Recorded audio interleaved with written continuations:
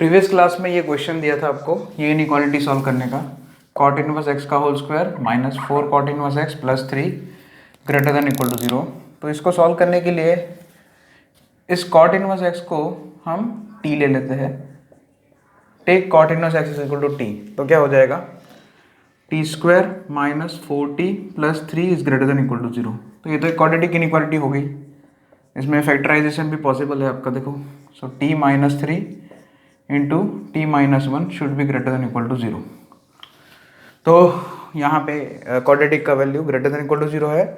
सो आप अगर ग्राफ बना के करना चाहो तो भी कर सकते हो। वैसे ये आपका 1 हो गया, ये दूसरा रूट 3 हो गया, तो क्वाड्रेटिक पॉजिटिव है। सो इनइक्वालिटी का सॉल्यूशन रूट्स के बाहर आएगा। सो यहाँ पे क्या बनेगा, either t is less than equal to 1 और t greater than equal to 1, t greater than equal to 3 है ना। रूट्स के बाहर पॉजिटिव, रूट्स के अंदर नेगेटिव, ऐसा एक सिखाया था क्वाड्रेटिक इनइक्वालिटी में, बेसिक मैथमेटिक्स में। तो t का वैल्यू, अब t क्या है हमारा, ये आंसर थोड़ी ना है हमारा, तो ये तो t है, हमने तो t अपनी तरफ से सपोज किया था। t की जगह ओरिजिनल में क्या दिया उसने, कॉट इनवर्स एक्स। सो यहाँ पे दो चीज़ें बनी है, दो condition, cot inverse x is less than equal to 1 और cot inverse x is greater than equal to 3।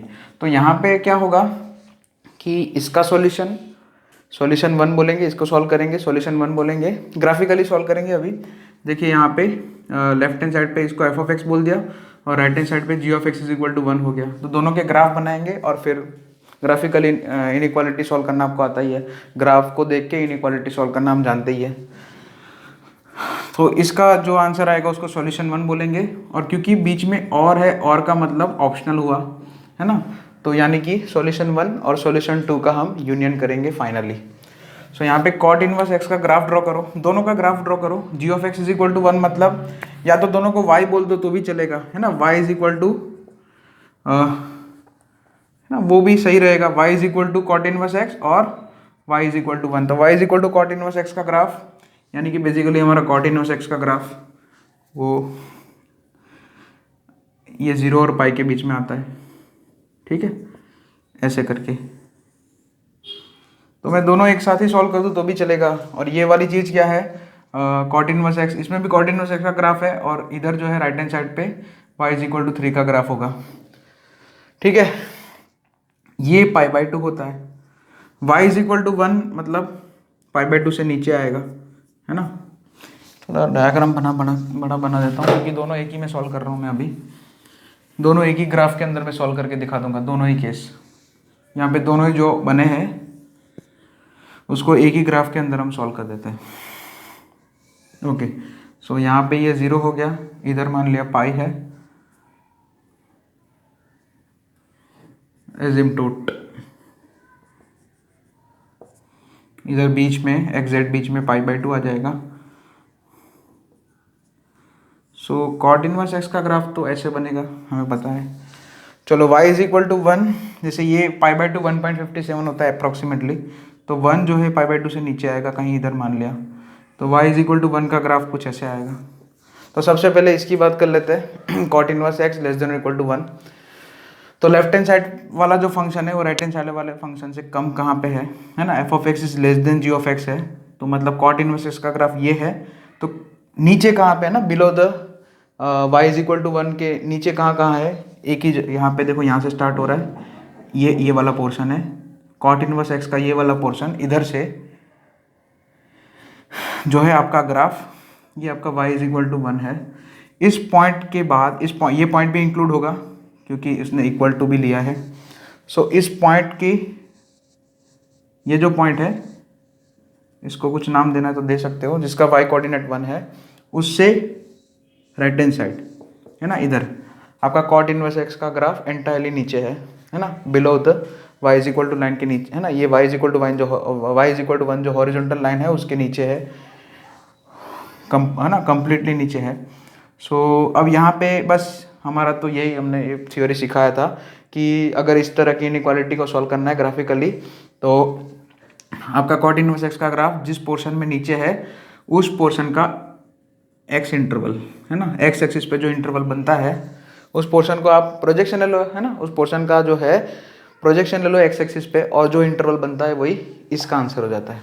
अब यहाँ पे कॉट इनवर्स, ये कॉट इनवर्स एक्स का ग्राफ है और यहाँ पे ये जो पॉइंट है उसका y कोऑर्डिनेट 1 है, यानी कि कॉट इनवर्स का वैल्यू 1 है, तो उसके कॉरस्पॉन्डिंग आउटपुट आपका देखो कॉट इनवर्स एक्स का आउटपुट 1 है, इसके है ना, y मतलब आउटपुट हुआ, आउटपुट वैल्यू हुआ, तो यहाँ पे इनपुट कितना होगा, तो कुछ नहीं, उसके लिए दोनों साइड ये कॉट इनवर्स एक्स 1 है तो x कितना हो जाएगा, कॉट 1 हो जाएगा। अब कुछ लोग यहाँ पे गलती कर देंगे, cot inverse x is equal to सीधा पाई बाय 4 लिख देंगे।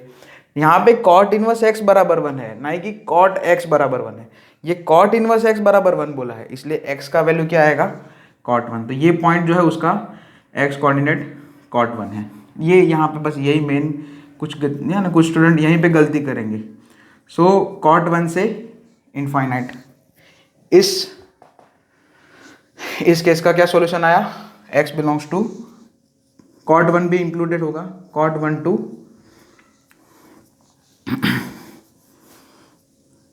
Cot 1 to infinite, fine. और अब सेकेंड केस का solution, cot inverse x is greater than equal to 3, तो y इज इक्वल टू 3 जो है वो पाई कितना होता है, 3.14 होता है, मतलब पाई जो है 3 से ज़्यादा होता है, तो y इज इक्वल टू 3 जो है वो पाई के नीचे आएगा, पाई बाय 2 से ऊपर आएगा, यानी कि between pi by 2 and pi आएगा। सो कहीं मान लिया इधर है हॉरिजॉन्टल लाइन है ना, y is equal to pi और y is equal to 3 sorry, ठीक है। तो अब यहाँ पे क्या है, cot inverse x greater than equal to 3, तो ये पॉइंट इन दोनों का इंटरसेक्शन पॉइंट है, ठीक है। जैसे यहाँ पे ये y इज इक्वल टू 3 है, यानी कि cot inverse x is equal to 3 हो जाएगा, ठीक है। तो ये पॉइंट जो है दोनों का इंटरसेक्शन पॉइंट है, उसका x कोऑर्डिनेट क्या आ जाएगा, कॉट 3 आ जाएगा, सिंपल, ठीक है। तो अब आपका कॉट इनवर्स का ग्राफ इधर जो है सेकंड केस में ऊपर रखना है horizontal line y is equal to 3 से, तो वो पोर्शन यहाँ पे है, देखो ये जो पॉइंट है कॉट 3 उसकी लेफ्ट हैंड साइड पे, तो सॉल्यूशन क्या आ जाएगा इनइक्वालिटी का, है ना, कॉरस्पॉन्डिंग एक्स एक्सिस पे कौन सा इंटरवल बन रहा है ना, आपका कॉट इनवर्स का ग्राफ जो है entirely y is equal to 3 से कंप्लीटली ऊपर रखना है, ऊपर है ना, ये ग्रेटर देन है इसलिए f of x is greater then g of x, तो f ऑफ x का ग्राफ यानी कि कॉट इनवर्स x का ग्राफ ऊपर रखना है, तो वो ये वाला पोर्शन यहाँ पे, क्योंकि इस पॉइंट की राइट हैंड साइड पे तो जो है y इज इक्वल टू 3 ऊपर है, कॉट इनवर्स नीचे है, ठीक है। सो माइनस इन्फिनिटी से लेके माइनस इनफाइनाइट से लेके, अच्छा यहाँ पे एक्स एक्सिस ये नहीं है, सॉरी एक्स एक्सिस तो ये तो y इज इक्वल टू 1, हाँ ठीक है, यहाँ पे लिख दो कॉट 3, तो ये हमारी एक्स एक्सिस है, ये y इज इक्वल टू 1 था, सॉरी। तो ये जो है इस पोर्शन के कॉरस्पॉन्डिंग एक्स एक्सिस पे कौन सा इंटरवल बन रहा है, माइनस इनफाइनाइट से लेके कॉट 3, तो दूसरा क्या आएगा, यूनियन करके माइनस इन्फिनिटी से लेके कॉट 3, क्योंकि ये छोटा इंटरवल है इसलिए पहले लिखते हैं उसको, है ना, minus infinite to cot 3 union cot 1 to infinity, तो this is your final answer, है ना, जो इनइक्वालिटी है उसका फाइनल आंसर ये आएगा। सो इसको नोट डाउन कर लेना आप, ओके। आपने जो सॉल्व किया है वो चेक कर देना, ऐसे ग्राफिकली सॉल्व होगा बाद में, काफ़ी अच्छा क्वेश्चन था ये। चलो अब जो है हम जो हमारा मेन टॉपिक है डोमेन, उसको स्टार्ट कर देते हैं।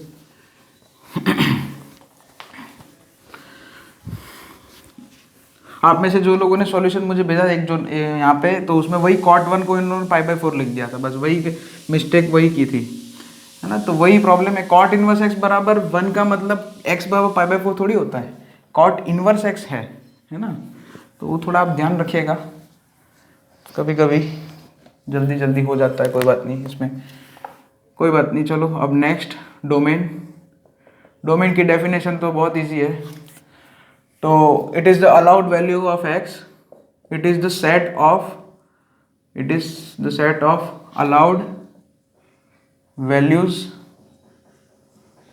Of x for which given expression is defined, given function लिख दो, है ना, अभी एक्सप्रेशन क्यों लिख रहे हैं, अभी फंक्शन हम जानते हैं, function is defined, function defined हो ऐसे x की वैल्यूज का सेट, है ना, it is a set of allowed values of x for which given function is defined.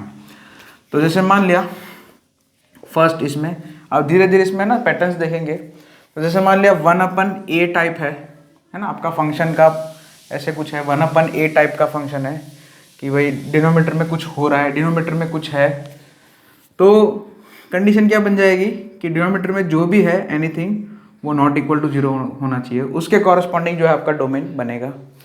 जैसे कि मान लिया कि for example f of x is equal to 1/x-3 का डोमेन निकालना है, रेसिप्रोकल फंक्शन है ये, 1/x-3 का डोमेन निकालना है। तो बहुत ही सिंपल है, डिनोमीटर 0 नहीं होना चाहिए।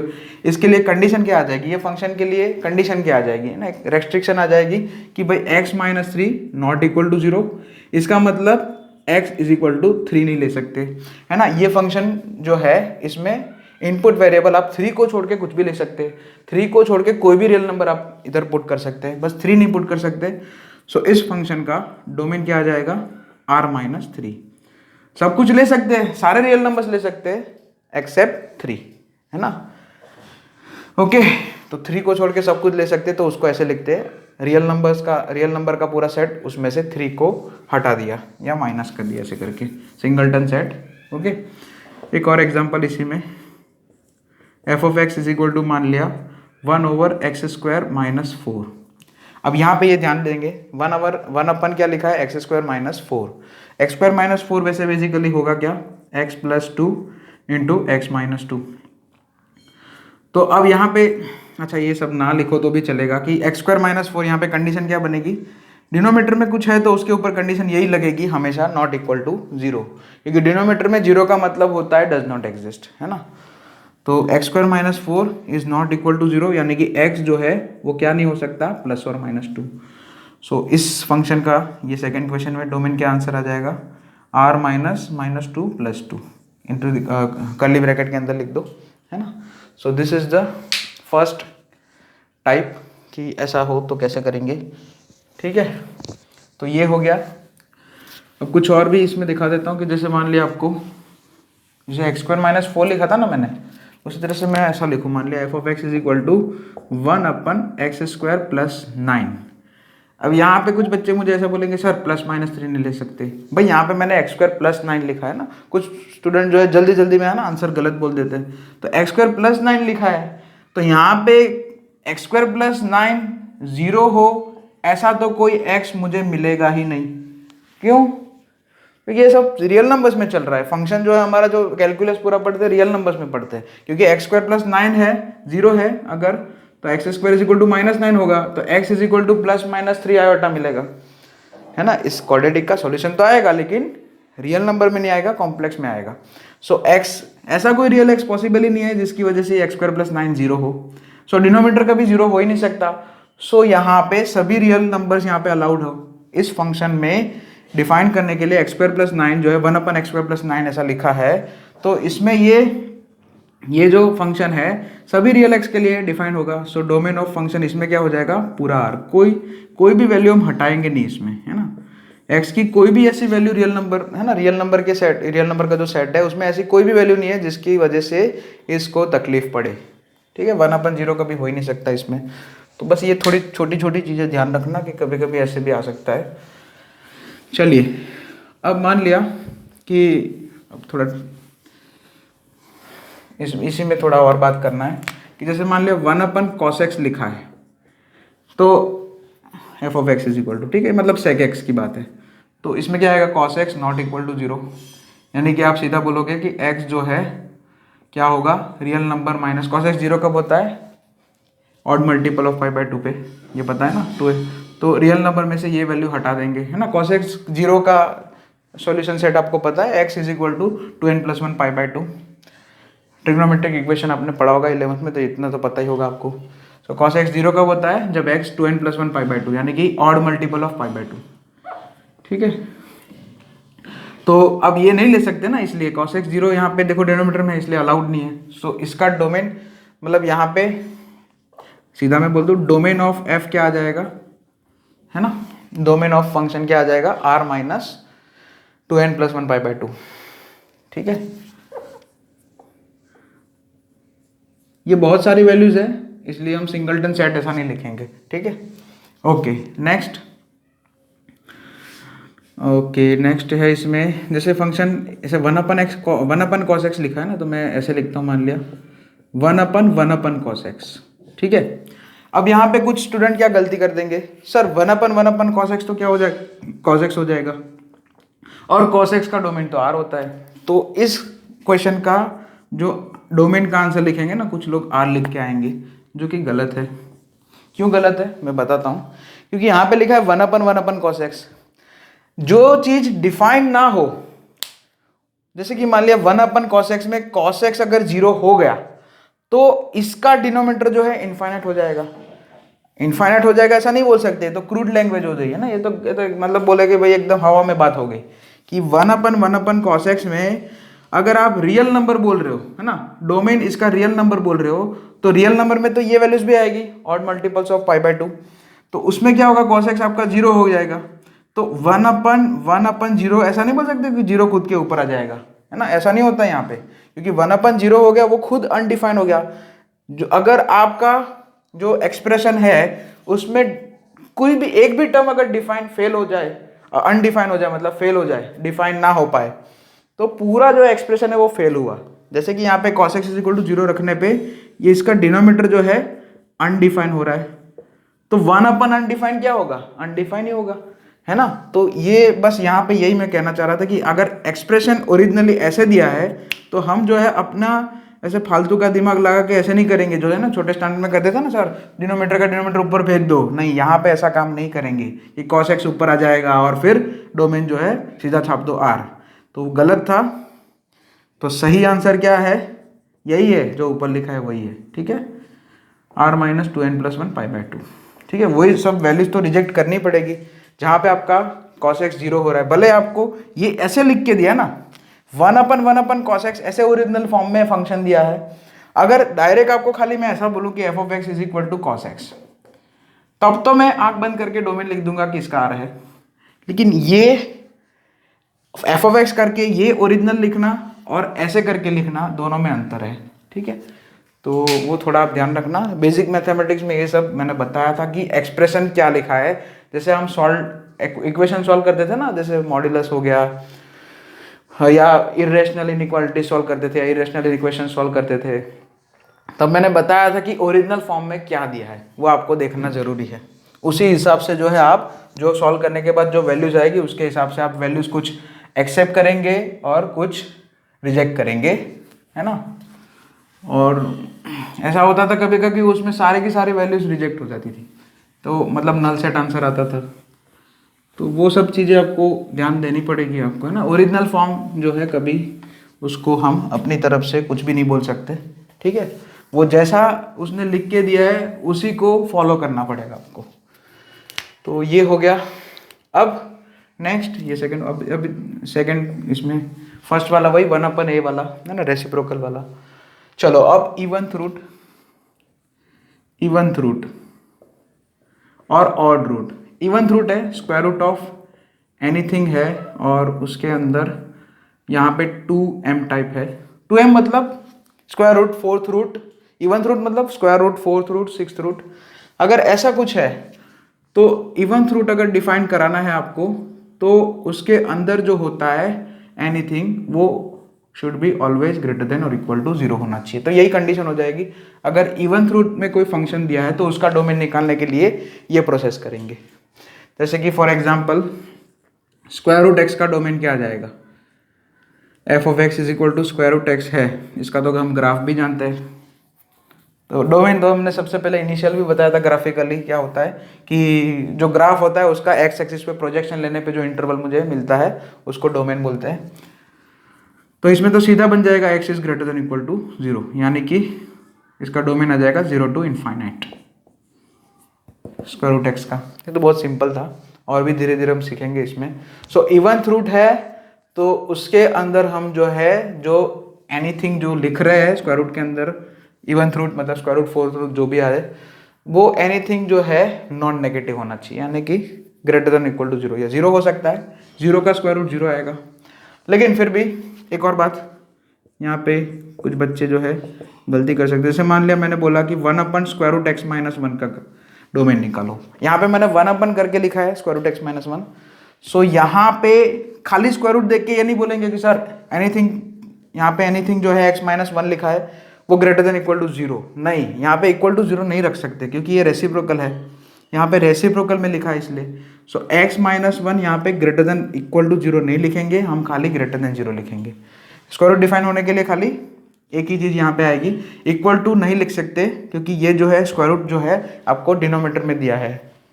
सो इसमें क्या बनेगा, एक्स ग्रेटर देन वन यानी कि 1 to इन्फिनिट, इसका डोमेन क्या आ जाएगा 1 to इन्फिनिटी, सिंपल। बाजू में ही मैंने ऑड रूट बता देता हूँ। सो अगर ऑड रूट है 2m+1 टाइप, 2m+1 बोले तो इसमें क्यूब रूट आएगा, फिफ्थ रूट आएगा, सेवन्थ रूट आएगा, नाइन्थ रूट आएगा वगैरह, क्यूब रूट जनरली होता है हमारा, है ना। सो इसका जो डोमेन है उसमें कुछ भी, क्योंकि आप देखो ऑड रूट है ना, तो आप इनपुट वेरिएबल कुछ भी रख सकते हैं, नेगेटिव रखो चाहे पॉजिटिव रखो, क्योंकि उसका सिंपल एग्जांपल है, जैसे -2 का क्यूब कितना आता है, -8 आता है। तो उसी तरह से -8 का अगर आप क्यूब रूट लोगे तो आपको -2 मिलेगा। आपको ये तो 8th स्टैंडर्ड में सिखाया किसी ने, अगर सिखाया है ना, सीखा होगा अच्छे से तो, है ना, खेल कूद कम किया होगा और अगर सही से अगर फोकस किया होगा 8th स्टैंडर्ड में, तो ये तो 8th में पढ़ाते हैं हम कि नेगेटिव नंबर का क्यूब नेगेटिव होता है और नेगेटिव नंबर का क्यूब रूट नेगेटिव होता है। सो नेगेटिव नंबर मतलब क्यूब रूट के अंदर नेगेटिव नंबर जो है लिखना अलाउड है, क्यूब रूट के अंदर जो है वो मैं नेगेटिव नंबर लिख सकता हूँ, नेगेटिव क्वांटिटी लिख सकते हैं। सो यहाँ पे क्या हो गया, डोमेन क्या आ जाएगा R, ऑड रूट है तो डोमेन क्या आ जाएगा R। इसके एक दो एग्जांपल लिख लेते हैं। फॉर एग्जांपल मान लिया आपको पूछा गया है क्यूब रूट कुछ भी लिखा हो x² + x + 5, तो इसमें तो x कुछ भी लिख सकते हैं, या फिर छोड़ो इसमें इतना बड़ा नहीं, x माइनस मान लिया x² - 4 लिखा है, क्यूब रूट के अंदर x² - 4 लिखा है, तो हम यहाँ पे कुछ प्रोसेस करने की जरूरत ही नहीं है कि x² - 4 ग्रेटर देन 0, कुछ नहीं करना है, सीधा ही चुपचाप लिख दो x मतलब domain of function is equal to कितना हो जाएगा, real number, any real number.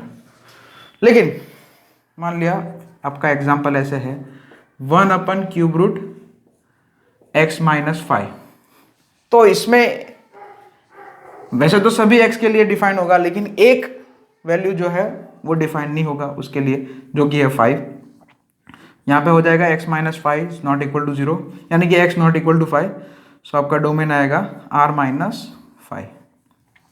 सारे रियल नंबर्स ले सकते हैं, बस 5 नहीं ले सकते, 5 जो है वो अलाउड नहीं है इसमें। ओके, तो ये हो गया odd root, eventh root, odd root, ये दोनों हो गया, ठीक है। नेक्स्ट आगे बढ़ते हैं, इसमें कुछ क्वेश्चंस यहाँ पे मैं लिखवा देता हूँ, ये ऑड रूट इवन्थ रूट पे वो जो कि हम सॉल्व करेंगे। तो उसमें सबसे फर्स्ट क्वेश्चन है √x - 3, एक साथ में लिख ही देता हूँ सारे क्वेश्चंस, और फिर साइड में ऐसे ही देखो एक एक लाइन में आंसर आ जाएंगे। ये जो है अभी डोमेन का बेसिक चल रहा है एकदम, √x - 3 लिखा है, फिर 6th√x - 5 लिखा है, नहीं 7th रूट है, चलो 7th√x - 5 लिखा है, थर्ड है आपका, हाँ थर्ड अच्छा है, x² - 4x - 5, स्क्वायर रूट के अंदर क्वाड्रेटिक है, देखो बहुत ही बढ़िया। चलिए नेक्स्ट, तो यहाँ पे ये इसमें क्या होगा, x - 3 है स्क्वायर रूट के अंदर, स्क्वायर रूट है इसलिए x - 3, कंडीशन क्या रहेगी, x - 3 should be greater than equal to 0, यानी कि x greater than equal to 3, उसका क्या आंसर आएगा, मतलब डोमेन क्या हो जाएगा, close open from 3 to infinite. अच्छा ये 7th रूट है, ऑड रूट है, तो यहाँ पे सब कुछ ले सकते हैं भाई, सो रियल नंबर आएगा, x - 5 का 7th रूट है ना, इसलिए सब कुछ आएगा। अच्छा वापस ये स्क्वायर रूट है थर्ड में, और उसके अंदर जो लिखा है वो क्वाड्रेटिक है, तो स्क्वायर रूट डिफाइन करने के लिए अंदर की वैल्यू क्या होनी चाहिए, ग्रेटर देन इक्वल टू 0। अब ये सॉल्वेबल है क्वाड्रेटिक, देखो x² - 4x - 5 मतलब x - 5 फैक्टराइज करना आता है आपको, plus into x + 1 should be greater than equal to 0। अभी सिखाया कुछ मैंने कि क्वाड्रेटिक है, उसका एक रूट -1 है और दूसरा रूट 5 है। So quadratic greater than 0, quadratic का वैल्यू पॉजिटिव, मतलब जो है रूट्स के बाहर, यानी कि -∞ से छोटा रूट यानी कि -1 यूनियन, और इंक्लूड क्यों होंगे क्योंकि इक्वल टू 0, ग्रेटर देन के साथ उसने इक्वल टू 0 भी लगाया है, और यूनियन करके 5 to इन्फिनिटी। ये वाला पोर्शन, और है ना रूट्स के बाहर पॉजिटिव, रूट्स के अंदर नेगेटिव। ये डायलॉग सिखाया था मैंने आपको। सो हाँ, ये डोमेन हो गया, यही आंसर आ गया। इस फंक्शन का डोमेन ये होगा -∞ से -1 यूनियन 5 to ∞। ओके।